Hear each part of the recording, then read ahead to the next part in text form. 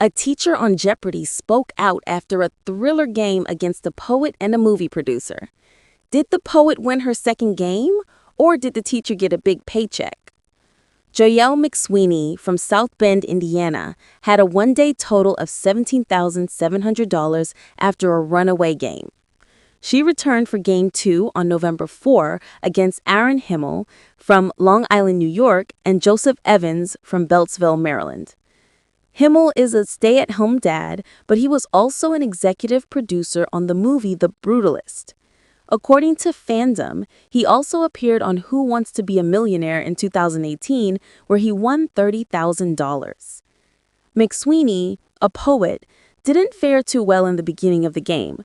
She had $400 by the first commercial break, while her opponents were $2,000 ahead of her. Evans, a middle school history teacher, found the Daily Double.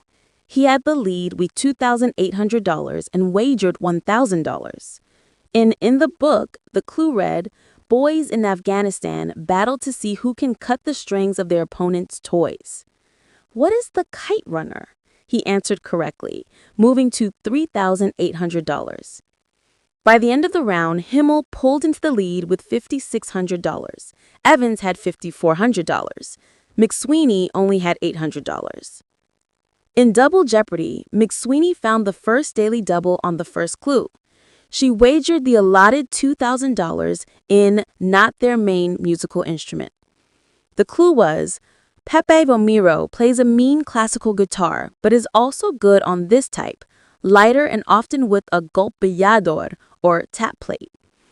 She ran out of time as she said, "What is a lute?" But the correct answer was flamenco guitar. McSweeney dropped down to minus $1,200. After gaining a wide lead of $11,200, Himmel found the second DD a few clues later. He wagered $3,000 out of his $11,200 in a watery border. The clue read, "For 1,250 and 24 miles, these two rivers form parts of the border between the U.S. and Mexico." "What is the Rio Grande and the Gila?" he answered incorrectly, so he dropped down to $8,200, but still kept the lead. The correct response was the Rio Grande and the Colorado. By the end of the round, Himmel had the lead with $15,000. Evans had $9,000. McSweeney was in third place with $3,600. The category for Final Jeopardy was literary characters. The clue read, "Assure me that I yet may change these shadows you have shown me by an altered life, says this man." The correct response was Ebenezer Scrooge from A Christmas Carol, which two of the contestants got. McSweeney had the correct response and wagered all of her money, so she ended with $7,200. Evans also responded with Scrooge and wagered $6,529, giving him a final total of $15,529. Himmel answered with Dr. Jekyll. He wagered $3,001, dropping him down to $11,999. Evans was the new champion. He spoke to his local ABC news station, ABC 7 News, about his time on the game show.